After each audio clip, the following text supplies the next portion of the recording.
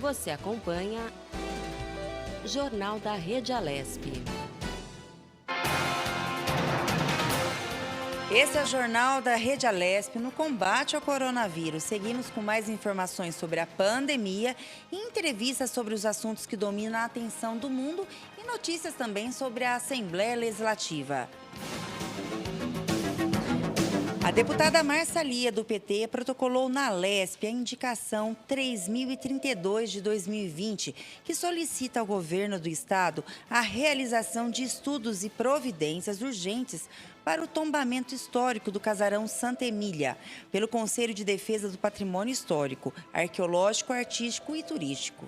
Localizado no Guarujá, o casarão Santa Emília tem estilo neoclássico e foi construído em 1790, época anterior à fundação da Vila Balneária. No início dos anos 2000, houve uma movimentação que defendeu o tombamento pela Condepat, mas o processo não foi adiante. A parlamentar salientou que espera a atenção do governo do estado para esse patrimônio histórico, para a preservação da história do litoral paulista e das riquezas culturais. O que esse espaço não teve, não deve continuar abandonado e esquecido. E agora, vamos mais um giro, O legal hoje é que nossos repórteres, hoje tem repórter, a não ser nós aqui na redação, e sempre vai estar aqui passando informações para você. A gente volta agora de novo, isso, Isso. Com o Gustavo Mendonça, que vai passar mais notícias e informações aqui da Assembleia Legislativa e do governo também do estado de São Paulo. Tá voltando, Gustavo, tudo bem? Bom dia. É ao vivo, Melissa? Eu tô achando que ele vai estar... Bem, aqui é o Gustavo Mendonça, está ao vivo, está colocando aqui os equipamentos, Vamos lá, Vamos Lilian. lá, Gustavo, As tudo bem? notícias aí do Parlamento Paulista, Lembrando que hoje às 14h30 tem o pequeno expediente, a sessão ordinária que acontece aqui no plenário Juscelino Kubitschek, depois às 4h30 o grande expediente, na sequência dos trabalhos desta terça-feira. Como eu falei na minha primeira entrada, tivemos aí o projeto de resolução número 15, que, na verdade, acata todas as emendas propostas no projeto de resolução de número 14 e deve ir para votação na próxima terça-feira. Então, o Parlamento Paulista deve analisar a volta aí das sessões virtuais, os trabalhos de forma híbrida. Na próxima terça-feira, esse projeto do deputado Campos Machado deve ir à votação e provavelmente aí sim já tem um acordo de lideranças e deve ser aprovado. Mais coisas aqui que acontecem na casa, por exemplo, projeto de lei complementar de número 20 de 2020, de autoria do deputado Major Meca, altera a lei complementar de 432 de 18 de dezembro de 85, que dispõe sobre a concessão adicional de insalubridade aos funcionários e servidores da administração, autarquias do Estado de São Paulo. Esse projeto foi apresentado hoje, como também o projeto de lei 523 de 2020, de autoria do deputado Edmir Chedi, que denomina Diná Inês de Oliveira Silva o prédio do conjunto habitacional localizado na Rua dos Carvalhos, no bairro Jardim Olidel, em alumínio. Mais projetos que acontecem e estão no Diário Oficial aqui da Assembleia Legislativa, por exemplo, o projeto de lei 524 de 2020, também de autoria do deputado Edmir Chedi, que denomina Chafik Nicolau o prédio do conjunto habitacional Capitão Moraes, situado em Piedade.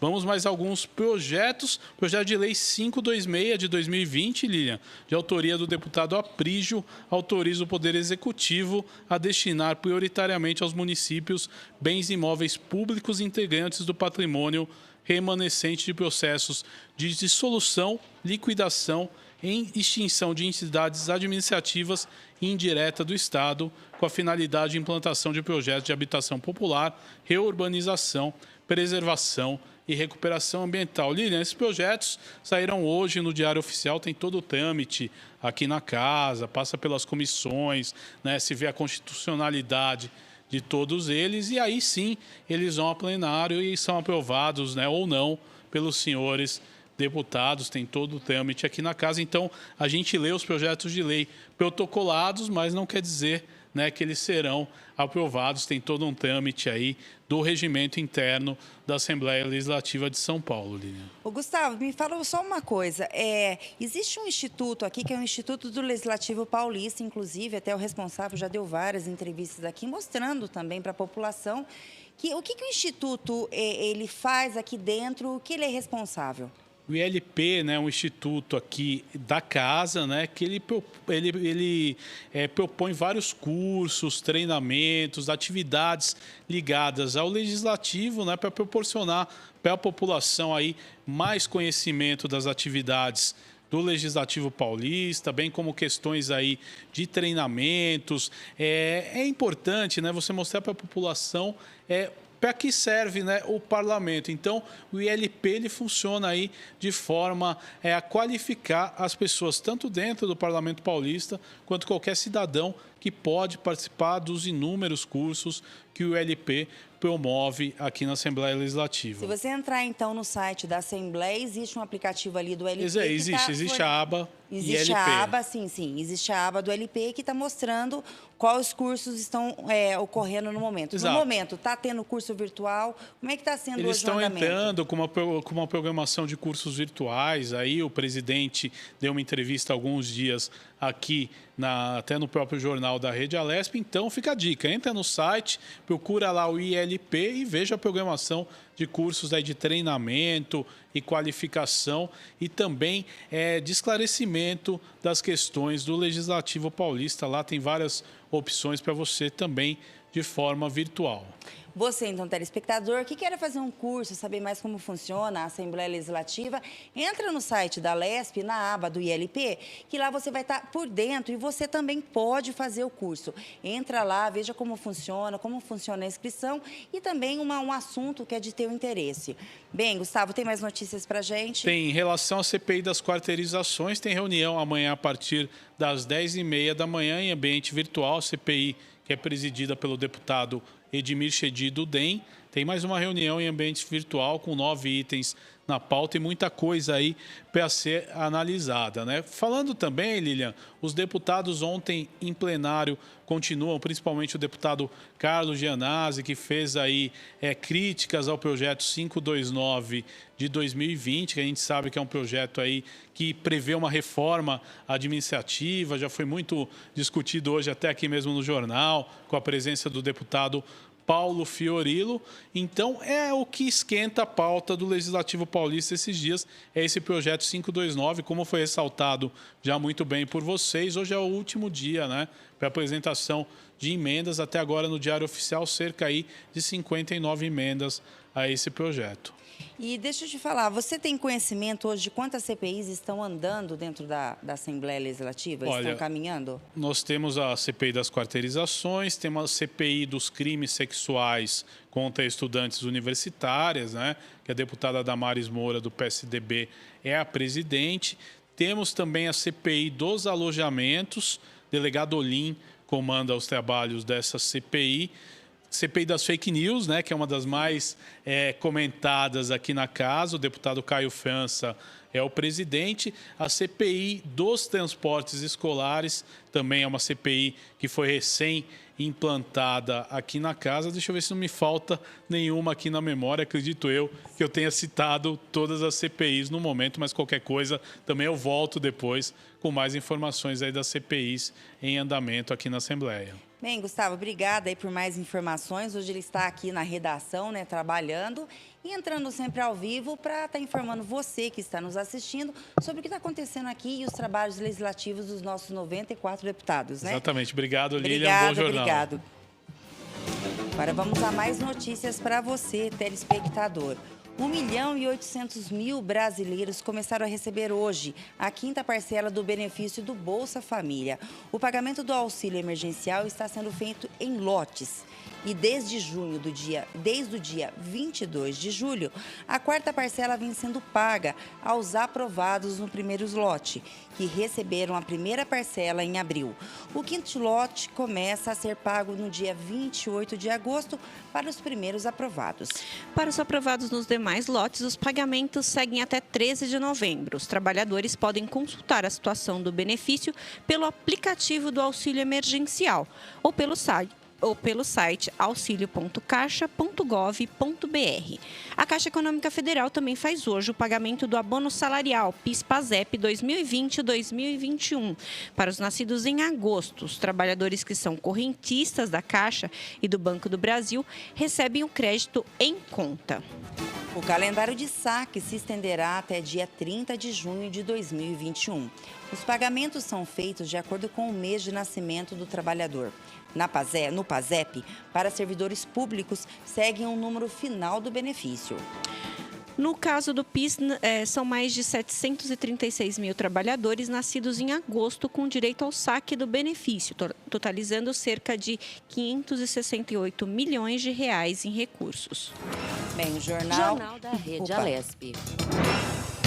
Bem, o Jornal da Rede Alesp conversa agora com o médico pediatra Charles Schmidt. Ele nos fala sobre a importância da amamentação para os bebês, né? Inclusive pelo agosto, que a gente é conhecido como agosto dourado. Bom dia, Dr. Charles, seja bem-vindo ao Jornal da Rede Alesp. Bom dia, prazer estar com vocês. Doutor, a gente está no agosto dourado pela luta ao incentivo à amamentação. Quais os benefícios da amamentação para o bebê? São vários benefícios, né? Tanto nutricionais como emocionais e psicológicos. O aleitamento materno é o melhor leite que deve ser ofertado à criança, pelo menos até os 6 meses exclusivamente. Não há necessidade de oferecer mais nenhum outro produto, mesmo chazinhos ou água, né? O aleitamento materno é um dos fatores que previne várias doenças infecciosas, diarreias, até outras infecções virais, e também é o que dá o melhor suporte nutricional para a criança. Ele deve ser estendido não só depois do 6º mês de vida, pelo menos no primeiro ano de vida, e assim até quando a criança tiver disponibilidade, a mãe tiver disponibilidade de ofertar o leite. Bom dia. Sim. Pode continuar, doutor. Desculpa. E mesmo, eu acho bom ressaltar, mesmo no período de pandemia do coronavírus, o aleitamento materno não deve ser suspenso, né? Já há consenso, apesar de não total comprovação, mas o aleitamento materno não deve ser suspenso durante a pandemia. Medidas de prevenção de contaminação, de lavagem de mãos e uso de máscara são fundamentais, mas o aleitamento materno é fundamental que ele seja mantido durante esse período e incentivado. Doutor Charles, bom dia, ali, né, quem está falando. A pergunta seria, né, que o senhor acabou de falar que na pandemia não deveria ser suspenso o aleitamento materno. A mulher que foi infectada pelo Covid-19 e logo após ganhou o bebê, ela pode amamentar? E se durante também a amamentação ela contrair a Covid, ela pode continuar amamentando?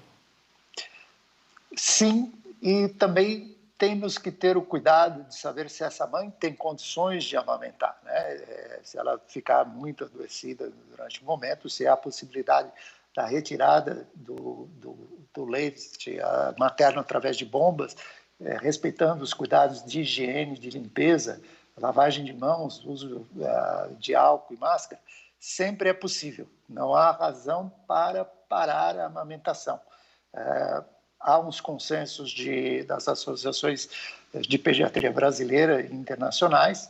A China tem uma certa controvérsia em relação a isso, mas os benefícios da amamentação superam em muito qualquer tipo de possível contaminação à criança. Os casos em recém-nascidos já verificados são raríssimos. Então, o incentivo à amamentação é primordial nesse período, mesmo que nós estejamos discutindo sobre a pandemia.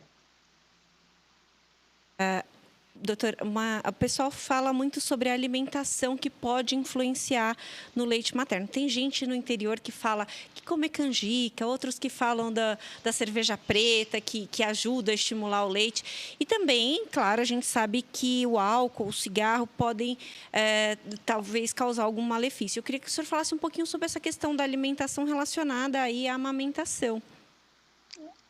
Eu vou começar pelo final do seu questionamento. Álcool e cigarros realmente devem ser suspensos, né? Tanto pela saúde materna como para a saúde da criança.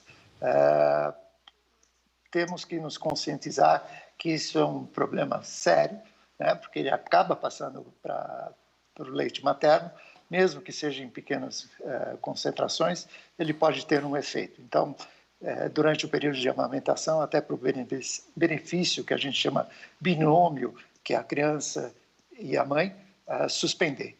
Alimentações, assim, de um modo geral, não tem que se preocupar com isso, e o estímulo de um ou outro alimento não corresponde, os estudos não correspondem com uma melhora ou uma piora da alimentação. Eventualmente, a mãe que consome muito leite de vaca, existe a possibilidade de uma pequena passagem, uma concentração da proteína do leite de vaca para a criança. E algumas podem ter uma certa intolerância a isso. Mas, mesmo assim, se há uma diminuição do consumo do leite de vaca, não há nenhum problema em continuar tomando e a criança se adapta muito bem. Doutor, mas a alimentação pode influenciar ali na qualidade do leite? Ou seja, por exemplo, a mãe toma muito refrigerante, come muito chocolate, isso também pode influenciar, até para o bebê ter coliquinhas e tal, pode trazer essa influência? Não. Cólicas é um fenômeno que ocorre em toda criança que amamenta, né? Está muito mais relacionado pela relação de ansiedade que eventualmente a mãe tem, principalmente de primeira viagem, em lidar com a criança, apega ao bico do seio e a auréola com a deglutição de muito ar, né? Que a pega tem que ser todo o bico do seio e a auréola também, deixando um pouquinho o nariz para que a criança possa respirar, né? A deglutição de ar junto com a amamentação é um dos responsáveis pelo número de cólicas. A alimentação em si não tem essa influência, né? Isso é uma questão mais popular. E a gente sabe que mesmo mães desnutridas, mães com poucas condições de alimentação, a natureza faz com que aquele leite tenha as propriedades necessárias para que a mãe continue amamentando. Evidentemente, a mãe tem que ter uma alimentação saudável, né? É sempre recomendado, e muito líquido, porque a criança no leite está tomando água também, evidentemente. Então, a ingestão de líquidos, de preferência a água, o excesso de refrigerantes nunca são a bebida ideal para ninguém, mesmo para o adulto, para a quantidade de açúcar não deve ser utilizada. Doutor Charles, muitas mães, né, reclamam a dor que a amamentação dá, né? Inclusive rachadura na auréola. O senhor teria algumas dicas para dar para essas mamães? E isso é normal? Bom, depende como a orientação da amamentação tem que ser logo após o nascimento, né? E com o apoio de, normalmente, enfermeiras especializadas em orientar como se faz a pega e o tempo de amamentação em cada seio. É sempre importante que, quando a gente vai retirar o nenê, quando ele está satisfeito de um seio e passar para o outro seio, colocar com a mão bem higienizada o dedo na boquinha da criança, para que ela largue o seio, né? Porque se você puxar a criança para parar, ela morde e pode machucar o bico do seio e oferecer a outra mama, né? Isso é uma prática importante. Secar bem o leite e deixar a mama sempre o máximo possível, até exposta livremente, para que não tenha o atrito formado durante a amamentação com a roupa. Evidentemente, também tem o preparo antes de oferecer, durante a gestação, já de preparar o bico do seio, né, fazendo pequenos atritos no bico do seio para que ele fique mais resistente à amamentação. Então, não é só durante o parto é que a criança vai amamentar. Você prepara esse seio antes da amamentação para que ele fique mais resistente e a mãe possa amamentar para evitar esse tipo de rachaduras e comprometimento do bico do seio. Então, tem um preparo antes e um preparo depois. Doutor, tem mãe que acha que o bebê tem que ser obrigatoriamente amamentado a cada 3 horas, inclusive de madrugada. Isso é fato? Tem uma regra do tempo de intervalo entre uma mamada e outra? Não, é livre demanda, como a gente coloca, né? E a mãe vai aprendendo quando tem o choro de fome e quando é um choro de desconforto ou por algum outro motivo, né? É um aprendizado que a mãe vai tendo no contexto, né? O choro de fome normalmente é um choro bem agressivo e a natureza faz que seja assim para que a criança seja amamentada, né? A mãe consegue reconhecer depois de algum tempo os tipos de choro.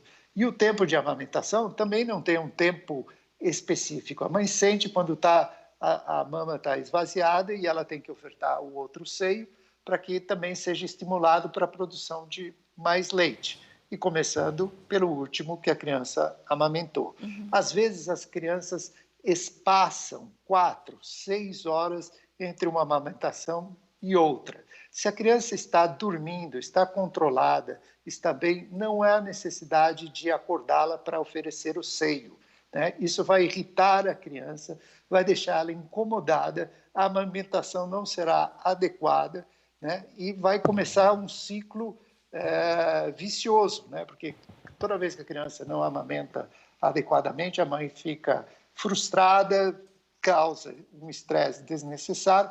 Então, a mãe não precisa se preocupar em tempo de mamada e esses intervalos de 3 em 3 horas. E durante o crescimento, esses tempos tornam-se extremamente variáveis de criança para criança. O doutor, vamos falar sobre, eu acabei de perguntar, né, minha pergunta anterior, sobre as dores que as mães, muitas mães reclamam, né?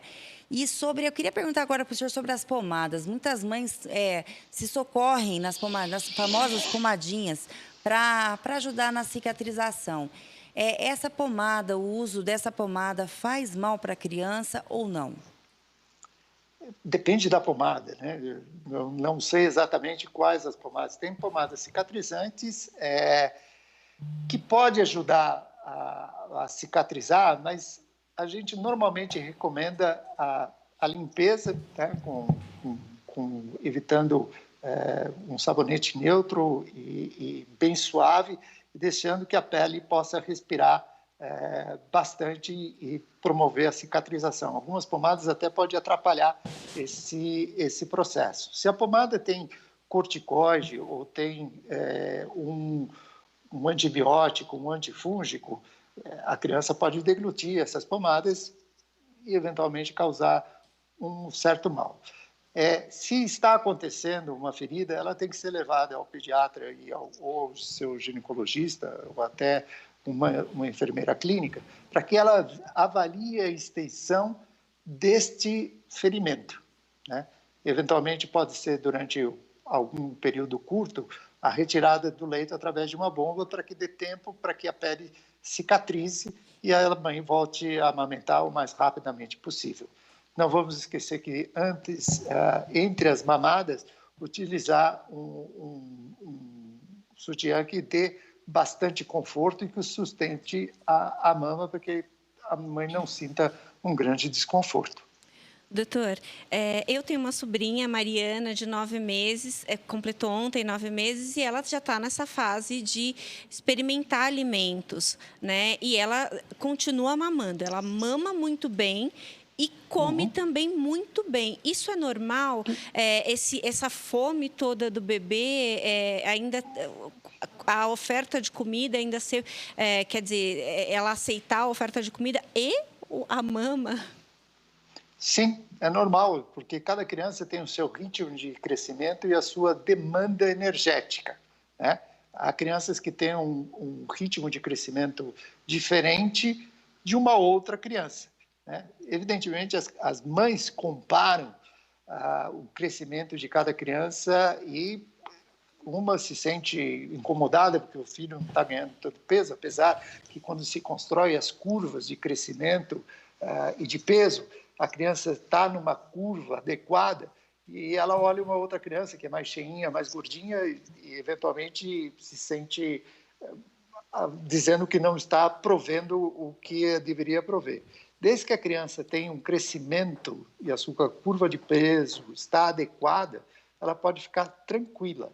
Cada criança tem um ritmo de desenvolvimento, né? Algumas são mais cheinhas, outras nem tanto, mas tendo dentro da faixa do crescimento e desenvolvimento, pode ficar tranquila, né? E algumas outras mães vão reclamar diferentemente do seu. Olha, ele amamenta e fica satisfeito, fica mais difícil experimentar a alimentação. Outros falam que é alimentação e não querem tomar o seio. Vocês aqui estão bem, porque a criança está aceitando tanto o peito como a alimentação. Doutor, mais uma perguntinha para o telespectador aqui. Eu queria saber do senhor, como o senhor mesmo já disse, os 6 meses é primordial para a criança, para que a criança ela tem que ter um aleitamento materno, né? Para ela se prevenir de doenças futuras e durante até esse período. Existe aleitamento materno fraco que não consegue suprir todas essas necessidades nesse período de 6 meses? Olha, é extremamente raro, como eu referi, até mulheres que estão desnutridas conseguem ter um leite adequado para a criança. Talvez não tão completo, mas é uma garantia do crescimento e é a questão da natureza de prover a criança, né? O que acontece é que, por algumas razões, a mãe não consegue amamentar, tem dificuldades nessa amamentação e, mesmo assim, esse processo dessa dificuldade pode ser recuperado com orientações e estímulo para que ela continue amamentando e, eventualmente, algumas vezes, a produção de leite não é suficiente. Mas são raros. Normalmente, a natureza faz com que a produção de leite seja adequada para ofertar à criança. Doutor, provavelmente uma das fases mais difíceis é a do desmame, né? Até pela perda ali daquele momento com o bebê. Como que deve se dar o desmame, principalmente nos casos de bebê que já estão um pouquinho maior, um ano e um pouquinho? Como é que tem que se dar esse desmame?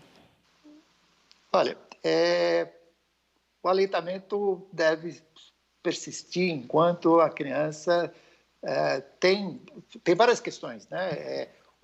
Questões de condições socioeconômicas, onde a família não tem condições de prover uma alimentação mais adequada. A amamentação deve ser prolongada o máximo possível para que não ocorra uma desnutrição num período crítico. O período crítico, que vai até os 2, 3 anos, é fundamental que a criança esteja bem nutrida, porque senão tem comprometimento do desenvolvimento neurológico da criança. E a falta desse desenvolvimento neurológico, ele não é mais recuperável, né? Então, desnutrição nos primeiros 3 anos de vida é dramático para qualquer criança e uma questão de saúde pública, né? Porque você não recupera mais adequadamente essa criança que sofreu essa desnutrição.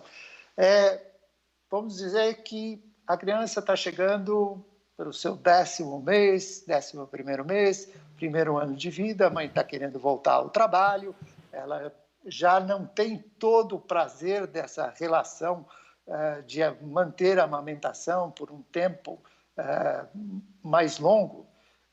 Ele tem que ser interrompido, porque normalmente não há uma maneira muito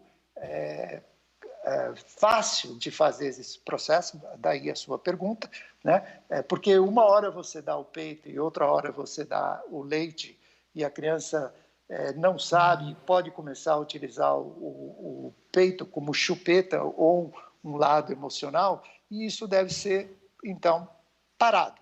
Simplesmente para-se e começa a se ofertar só a mamadeira, porque a mãe já não tem mais esse interesse, ou a criança vai perdendo o interesse, ou evitar essa relação, que é uma relação só de emocional. A criança começa a utilizar uma questão de manipulação da mãe para que ela continue sendo um bebezinho, uma criança muito pequena e chamando a atenção.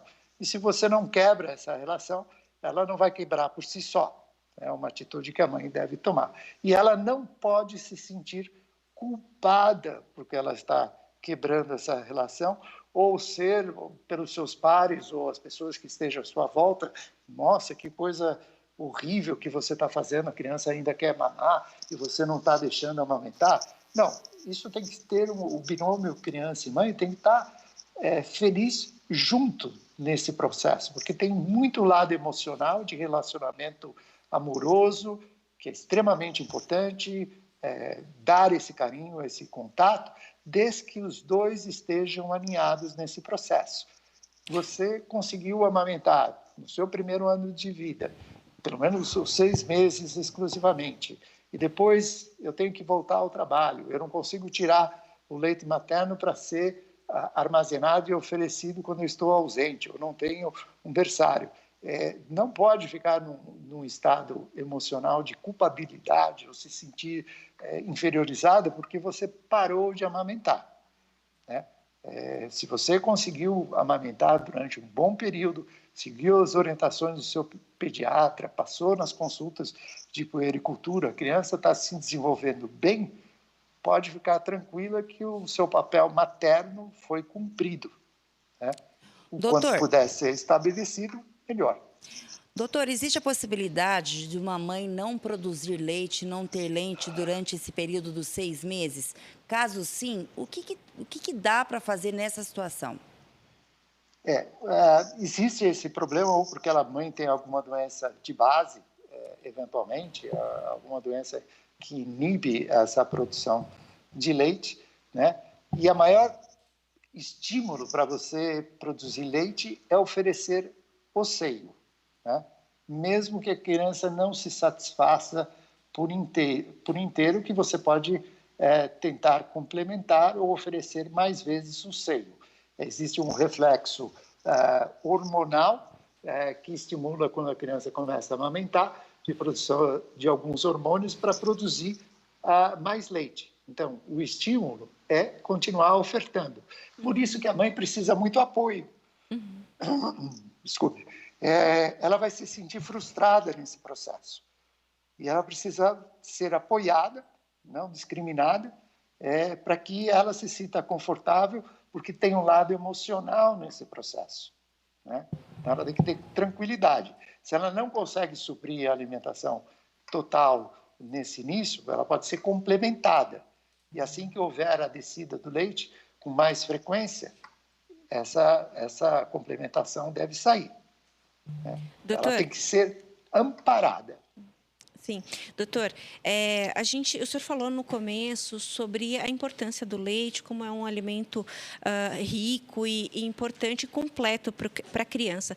Dá para a gente afirmar que a criança que toma leite materno por mais tempo, ela tem uma incidência menor de doenças?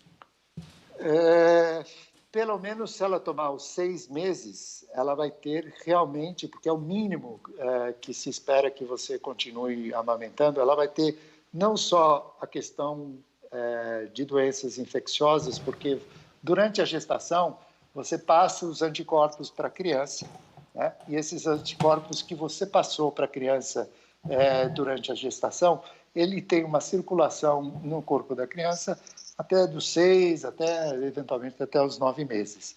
Com o leite, ela continua recebendo anticorpos de proteção, né? Então, eu estendo a amamentação, eu tenho menos chance que a criança vai adoecer.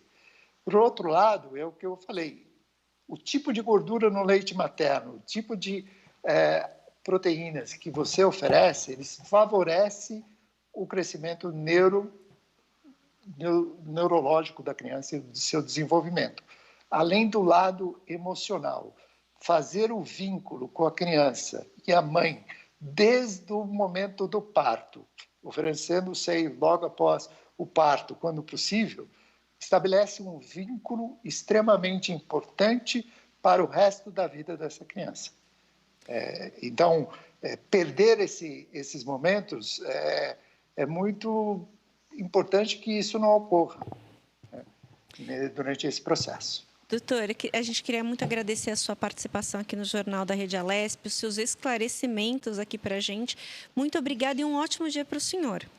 Igualmente, e vamos estimular, continuar mantendo a amamentação sempre que possível e que todos que estejam à sua volta dessas mães possam apoiar esses profissionais. Com certeza. Muito obrigado. Obrigada, doutor. Tenha uma boa tarde.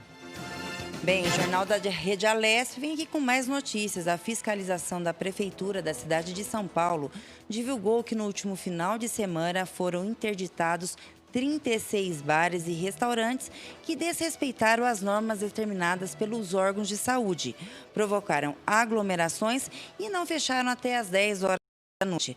Na sexta-feira, foram 9 estabelecimentos, sendo 4 deles na região de Santana.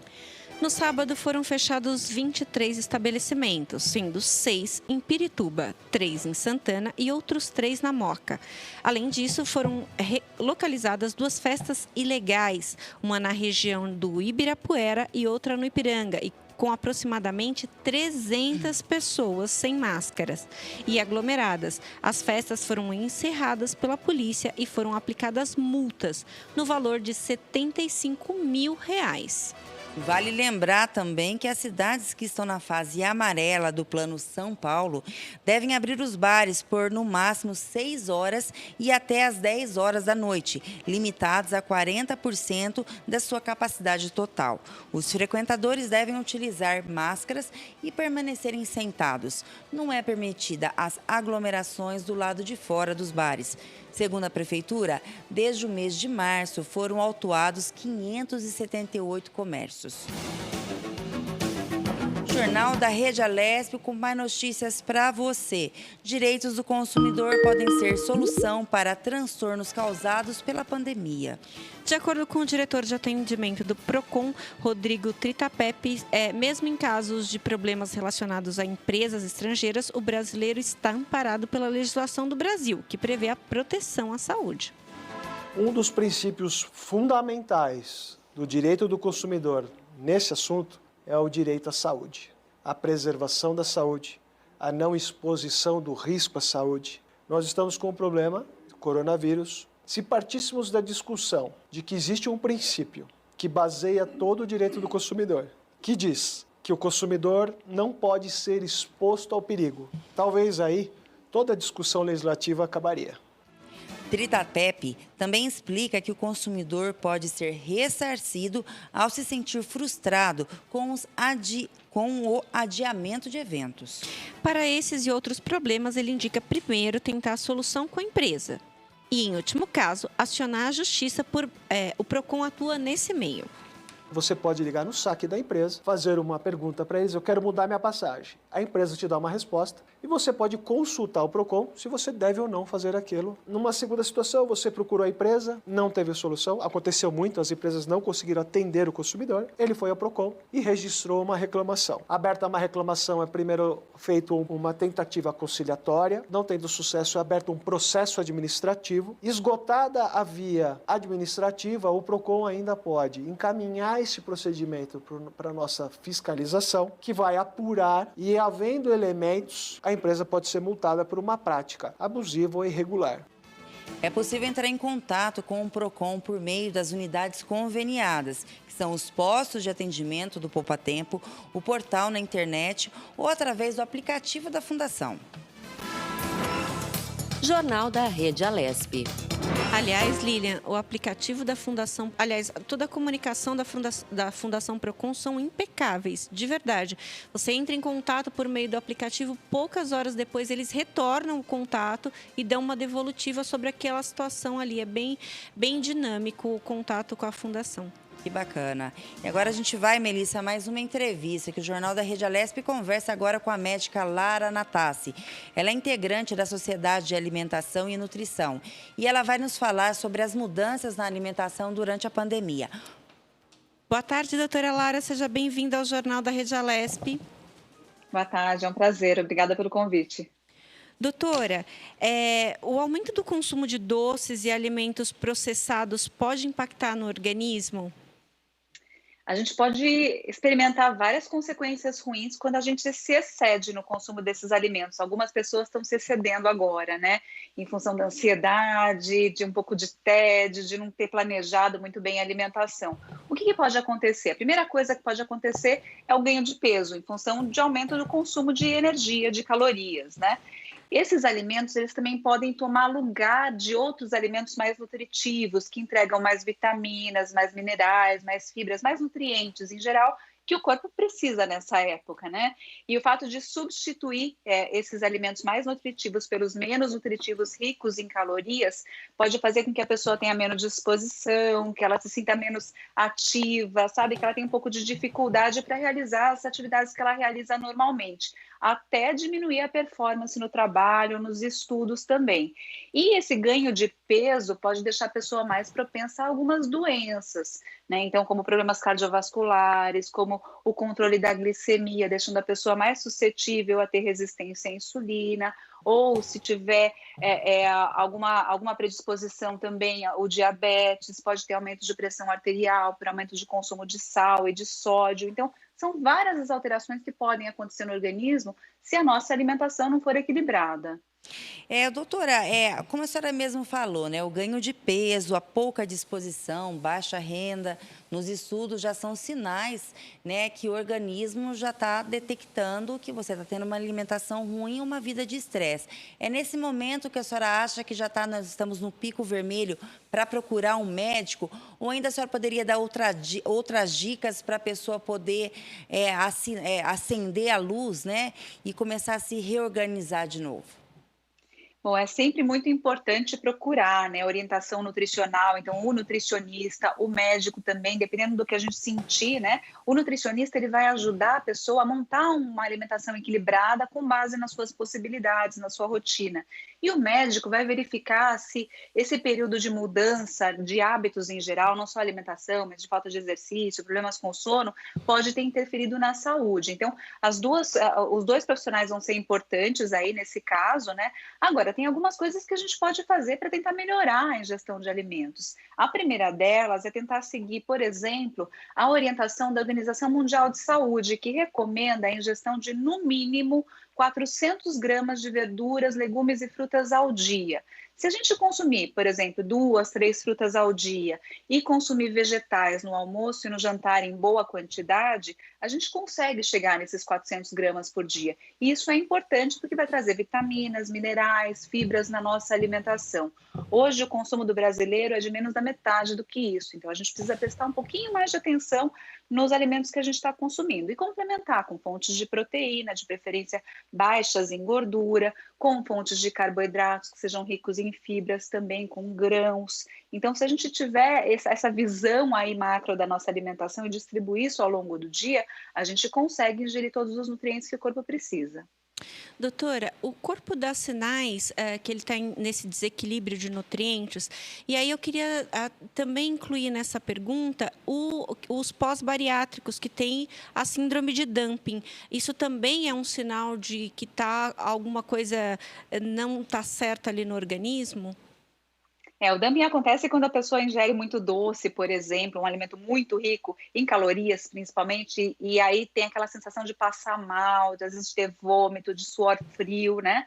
É que o organismo não está conseguindo lidar com aquele alimento. Provavelmente a gente está ingerindo em quantidade e qualidade não adequada àquele momento, que é um momento em que a pessoa volta a se alimentar na cirurgia bariátrica, por exemplo, no pós-operatório, né? Agora, em qualquer condição, o organismo sim dá sinais. Um dos primeiros sinais é a falta de disposição. Então, sabe quando você está cansado, está sem ânimo, sabe? Não consegue dormir direito. Às vezes o sono bagunçado pode ser também relacionado à deficiência de nutrientes também. Quando você não consegue fazer as suas atividades como você fazia antes, quando você diminui a imunidade, por exemplo, fica mais suscetível a ter algumas doenças, e quando a gente diminui a performance no trabalho também. Então, isso é importante. Outro sinal, às vezes, é o descontrole na alimentação. Às vezes a gente restringe demais a alimentação, fica sem comer e o organismo pede comida. E aí, quando ele pede comida, ele vai pedir os alimentos que vão trazer energia rápido, que são aqueles mais ricos em calorias, em açúcar e em gorduras. Se a gente se alimentar bem, de forma equilibrada, e de acordo com o intervalo que a gente precisa, porque cada um tem a sua necessidade de fracionamento da alimentação, isso não vai acontecer. Doutora, naquele caso da gente olhar os rótulos, né, dos alimentos que a gente consome, isso ajuda a ter também uma atividade, ter controlada a alimentação através também de calorias ou não? A gente só fala em qualidade.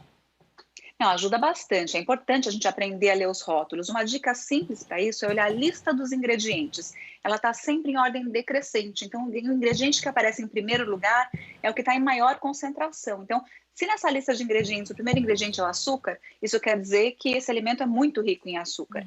E aí convém também, na tabela nutricional, a gente olhar as quantidades de fibras, que são nutrientes que são importantes para o nosso organismo funcionar direito, e o brasileiro consome muito menos fibra do que é recomendado. Além disso, vamos olhar também a quantidade de açúcar do alimento, de gorduras e de sódio.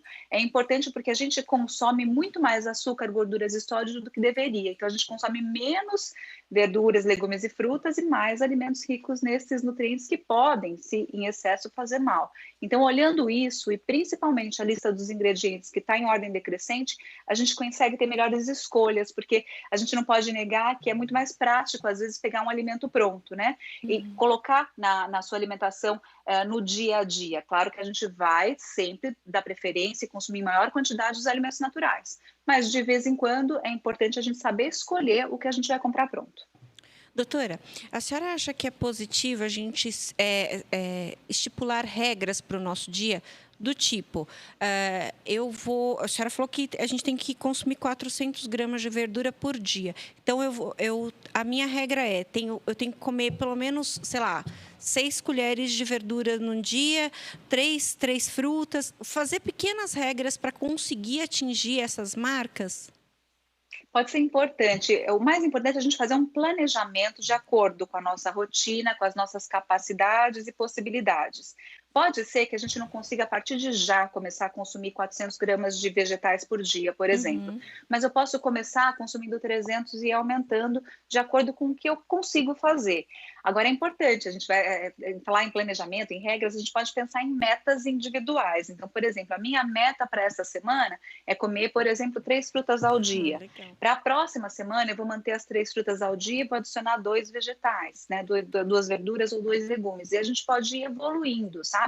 Sempre aos poucos, porque pequenas mudanças na alimentação já podem trazer ótimos resultados, se elas forem mantidas. Então, o mais importante é a gente fazer mudanças que a gente consiga manter. E aí, depois, a gente ir evoluindo. Doutora, até seguindo essa linha que a senhora está falando, vale dar uma variada, porque a gente sabe que tem um monte de adulto que torce o nariz para os verdinhos. Eu torço o nariz para jiló, não tem jeito.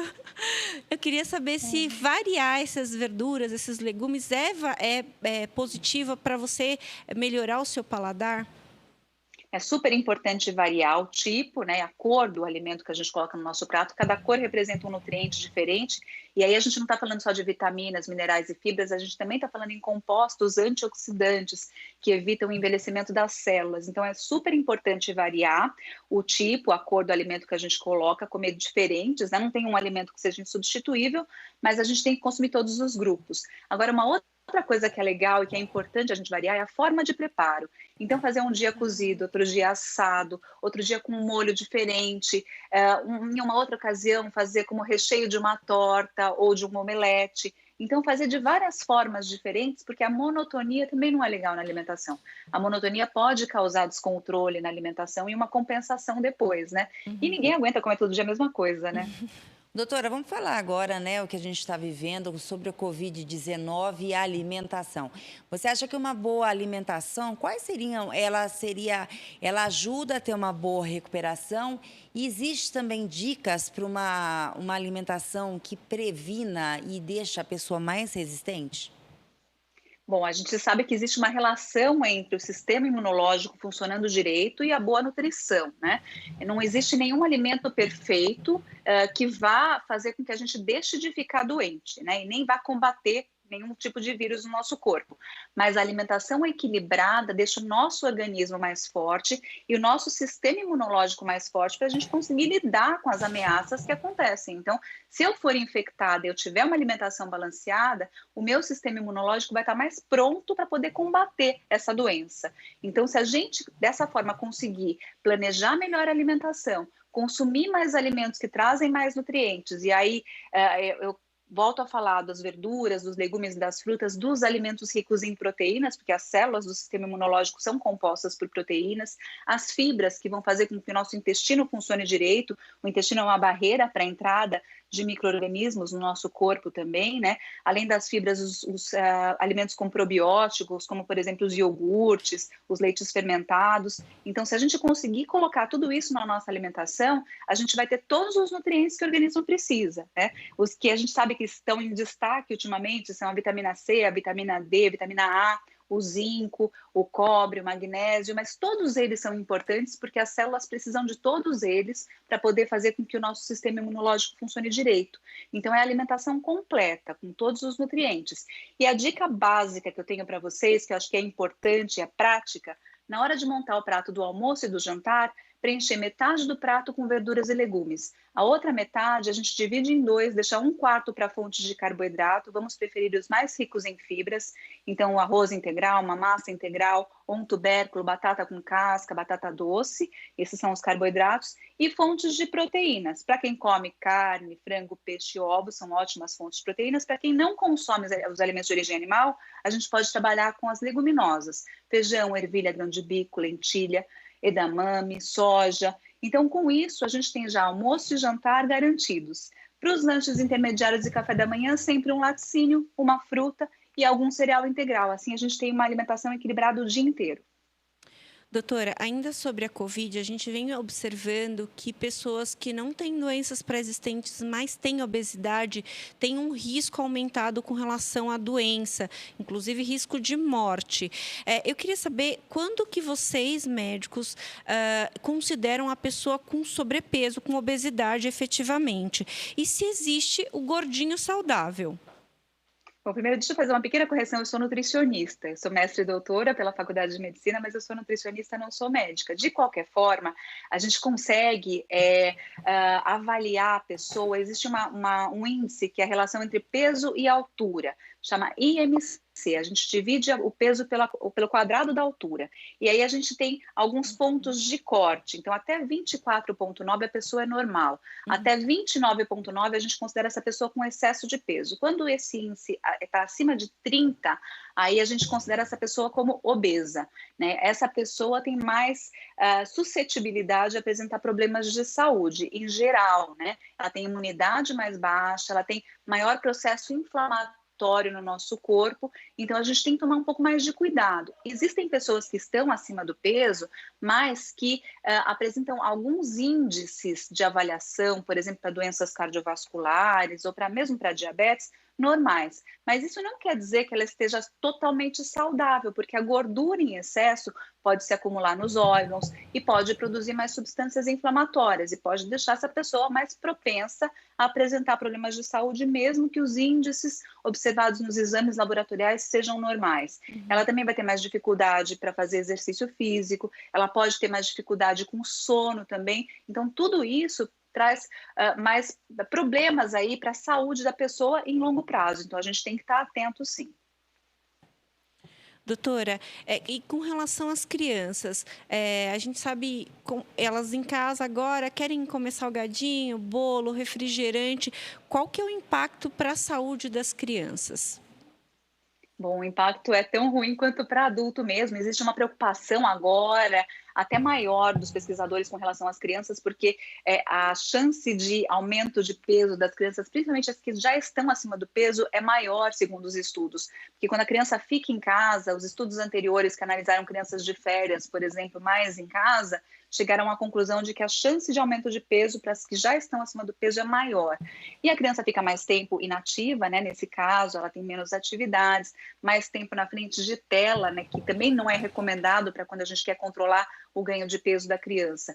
Então, é importante a gente saber planejar a alimentação da criança também, fazer ela participar das preparações junto com os pais, apresentar novos alimentos para que ela se estimule a consumir mais verduras, legumes e frutas, deixar as frutas em lugares de grande circulação, que a criança tenha visão, né, para que ela se sinta estimulada a consumir também, e deixar esses outros alimentos mais ricos em gordura, em açúcar e em sódio para algumas ocasiões. Não precisa proibir, não é legal proibir, mas esses alimentos não devem substituir um lanche mais nutritivo e não devem ser oferecidos frequentemente, então deve-se ter um consumo ocasional. E se a gente conseguir estimular atividades físicas, mesmo que seja uma guerra de travesseiro, brincar de amarelinha, pular corda dentro de casa, isso vai ser muito importante também para prevenir o ganho de peso.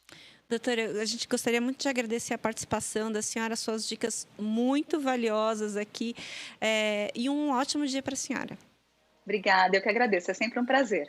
Obrigada, uma boa tarde, né, Melissa? Já estamos aí, agora é 12h38, a gente perde o tempo, né? Perde a noção, porque a gente está aqui desde as 9h30 da manhã, né? Oi?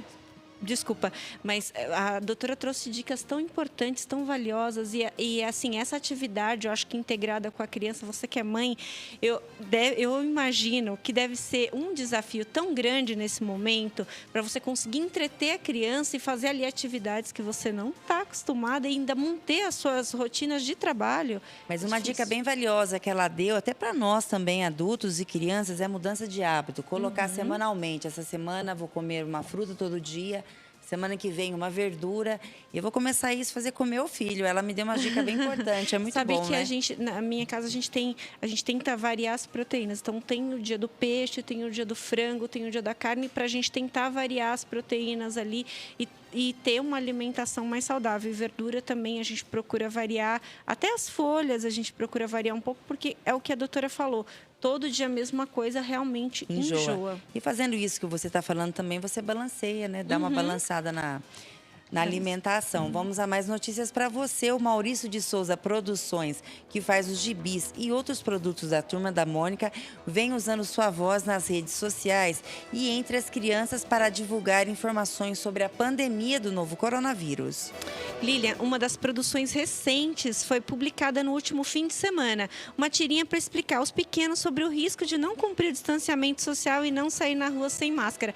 Com certeza, esses aqui vão dar aula daqui a pouco. Vamos, isso é muito bom, né? O que ele faz com as crianças é de uma maneira lúdica, ensinando, né, o distanciamento social e como também as crianças já começarem a se proteger, porque logo elas estão voltando.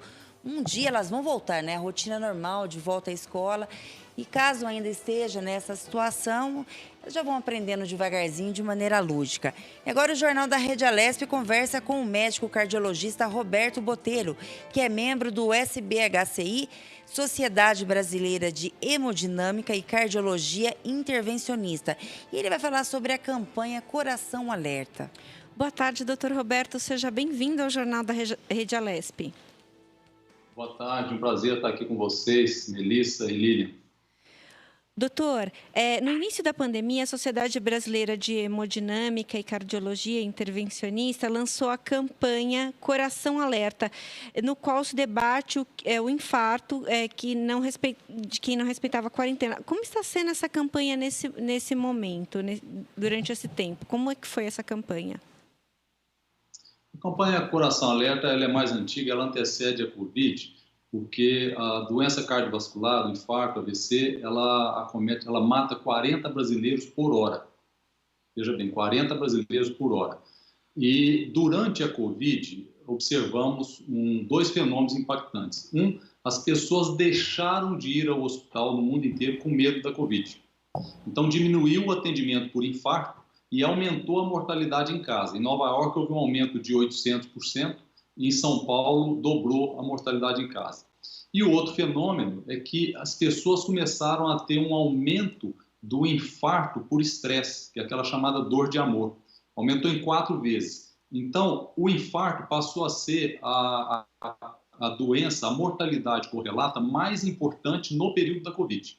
Por isso, foi reforçado a campanha Coração Alerta, que já é antiga, porque ela é a principal causa de morte no Brasil, e de maior impacto, além de saúde, econômico. E o Coração Alerta, ele chamou atenção porque os centros no mundo inteiro e no Brasil observaram que houve uma redução de até 70% da procura de hospital na fase aguda do infarto. E continua, as pessoas continuam com medo de ir ao hospital e ficam com os sintomas em casa. Esse é um alerta muito importante. O doutor, quem está falando é Lilian. Qual que é o panorama hoje das mortes no Brasil por infarto? Qual que é o alerta do momento? Voltou a crescer ou ainda continua estabilizado esses dados que o senhor acabou de passar para o telespectador? Lilian, há um site da Sociedade Brasileira de Cardiologia, que é o Cardiômetro, que monitora isso e faz uma progressão, faz uma inferência de dados baseado em regressão logística histórica. O que significa isso? A mortalidade por infarto, ela continua alta e é a que mais acomete o brasileiro. O que está acontecendo agora nesse período da Covid é que as pessoas, por deixarem de procurar o hospital, elas estão morrendo em casa. Então, esse período, o índice de letalidade do infarto aumenta. E acabou de ser publicado agora, no dia 7 de agosto, na revista americana, no Journal of American Medical Association, uma publicação, uma análise de 49 hospitais americanos com mais de 15 mil pacientes em 6 estados. E lá se observaram um aumento da mortalidade dos infartos nos hospitais. Então, nesse período, a mortalidade aumentou por infarto, independente de estar contaminado com Covid. É aquela mortalidade específica do infarto. Doutor, o senhor mencionou na sua primeira resposta sobre as pessoas que ficam com sintomas e se mantêm em casa com medo da Covid. Dá uma relembrada, por favor, sobre quais os sintomas que a gente deve ter preocupação para ir ao médico, né? O sinal de alerta acendeu com quais sintomas? Antes do sintoma, existem os fatores de risco. As pessoas têm mais fatores de risco: hipertensão arterial, tabagismo, diabetes. Aquelas pessoas que já tiveram um evento como angina, como infarto prévio, estão sob maior risco. Essas pessoas têm que prestar mais atenção. O sintoma clássico é aquela dor, desconforto no tórax que irradia para os braços e para a mandíbula. Mas um alerta especial para as mulheres. Geralmente as mulheres e os diabéticos, eles têm um sintoma camuflado e às vezes uma sensação de mal-estar indefinido no tórax, com uma piora da respiração, com falta de ar, ou sudorese, somente sudorese. Nessas pessoas que têm fator de risco, tem que ser considerada para ir para o hospital. Esses sintomas são clássicos, as pessoas conhecem e já sabem há muito tempo. Ele sabe disso, mas ele está relutando em procurar o atendimento. O doutor, o senhor acabou de falar das mulheres, né, e das pessoas do diabetes. Me fala uma coisa, existe uma idade mínima para a mulher começar a poder ter e sentir os sintomas do infarto ou não? De uma maneira geral, a mulher começa a ser mais acometida desse problema depois que ela passa para a menopausa, porque os ciclos de menstruação protegem a doença cardiovascular. Então, de uma maneira geral, é depois da menopausa que começa a aumentar a incidência em mulher. Mas vem um alerta. Há um tipo de infarto nas mulheres, e é mais comum nas mulheres, que elas têm um infarto sem ter doença coronária, sem ter aterosclerose. Ela tem sido chamada no mundo inteiro como dor de amor. É uma síndrome que foi descrita no Japão e levou o nome de Takotsubo. O que acontece? A mulher ela é mais vulnerável a um impacto emocional muito forte. A perda de um filho, desemprego, uma Covid. E ela sente essa dor de amor e há uma dissecção das artérias do coração. As artérias rasgam.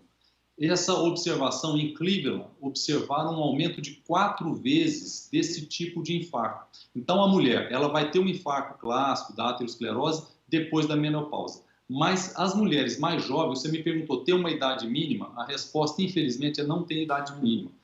Exercício extenuante, puerpério, aquela pessoa que acabou de dar à luz, esses elementos trazem risco para a mulher. Por que eu estou falando isso? Porque aquelas mulheres que são jovens, não pensem em estar imune. E se ela tiver um sintoma como esse, opressão no peito, desconforto desproporcional depois de um evento, como um estresse muito forte, um exercício extenuante ou um pós-puerpério, ela tem que pensar no infarto. E a comunidade médica também. Às vezes as mulheres são negligenciadas exatamente por isso, porque é jovem, está numa fase hormonal de proteção, mas acontece em pessoas numa idade muito jovem, tão jovem quanto 18 anos. Doutor, tratando especificamente sobre a questão da Covid, a gente vê muitos médicos falando sobre as sequelas da Covid, né? E eu queria saber se vocês observaram essas sequelas também na questão cardíaca. Sim, a sua pergunta é muito importante, porque um dos órgãos que mais tem apresentado sequela tardia é o coração. Há uma divergência de resultados de estudo, mas há uma publicação, uma observação americana e também europeia, de que até 70% das pessoas que tiveram Covid terão algum tipo de impacto tardio no coração, como uma inflamação da membrana do coração, uma pericardite ou uma afecção do músculo, que é a miocardite, pode levar à insuficiência cardíaca. Então, o coração é alvo, sim, e é preciso acompanhar essas pessoas, mesmo que passem bem na fase aguda da doença, e 85% passam bem, é preciso estar atento, porque o coração é, sim, alvo de sequelas. Não necessariamente muito graves, mas a pericardite, por exemplo, que traz uma dor no peito chata e preocupante, ela acontece depois de 1 mês, 45 dias depois da Covid. É uma reação, na maioria das vezes, autoimune. Bem, doutora, a gente agradece os esclarecimentos e a sua participação aqui no Jornal da Rede Alesp. Tenha uma boa tarde. Boa tarde, foi um prazer. Várias dicas, né, para a saúde, isso é muito bom para o telespectador e para a gente, né, Melissa? A gente tem, como o doutor falou, nesse momento aí que a gente está realmente com medo de ir ao hospital para não ter contaminação, sim, acaba passando por cima de questões que são muito delicadas. Então, vamos cuidar aí da saúde, dos sinais que o corpo pode dar. Né? Com certeza, e vamos a mais notícias para você que começa hoje. O pagamento da 5ª parcela do auxílio emergencial de R$ 600 para os beneficiários do Bolsa Família que tenha o número de identificação social com o final número 1. Não há o pagamento hoje para quem não é do Bolsa Família. Para esses beneficiários, será seguido o calendário que começa hoje e vai até o dia 31 de agosto. O valor é depositado diretamente no cartão de benefício. Vale lembrar que quem está inscrito no programa preenche os requisitos para o auxílio emergencial, não acumula os 2 pagamentos. Ele recebe apenas o de maior valor. Funcionários dos Correios em todo o país entraram em greve. A paralisação é por tempo indeterminado. O movimento começou ontem à noite e foi anunciado pela Federação Nacional dos Trabalhadores em Empresas de Correios e similares. O motivo? Os grevistas são contra a privatização da estatal e pedem que direitos trabalhistas sejam garantidos. O sindicato da categoria alega que a direção dos Correios não aceita dialogar e que os funcionários foram surpreendidos nesse mês com a revogação do atual acordo coletivo que estaria em vigência até 2021. Você sabia que existe um profissional especializado em felicidade no trabalho? Sim, referenciado como show, uma espécie de facilitador da felicidade dentro da empresa? Consultores empresariais admitem que contar com um especialista desse tema pode fazer a diferença em um momento de crise como agora, quando o home office se torna um desafio para a cultura das corporações e para o engajamento de seus funcionários.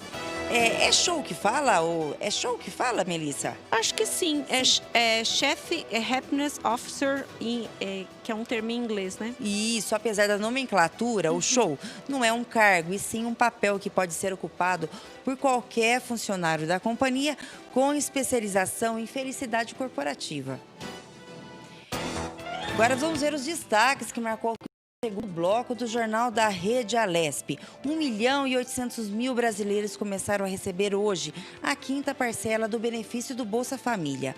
O pagamento do auxílio emergencial está sendo feito em lotes. Desde o dia 22 de julho, a 4ª parcela vem sendo paga aos aprovados no primeiro lote, que receberam a primeira parcela em abril. O 5º lote começa a ser pago em 28 de agosto para os primeiros aprovados. O Jornal da Rede Alesp informando tudo o que está acontecendo na luta e contra a prevenção, também mostrando da prevenção do coronavírus. Vai fazer um intervalo. Nós vamos dar uma pequena paradinha, você não saia daí, a gente volta já. Você acompanha Jornal da Rede Alesp.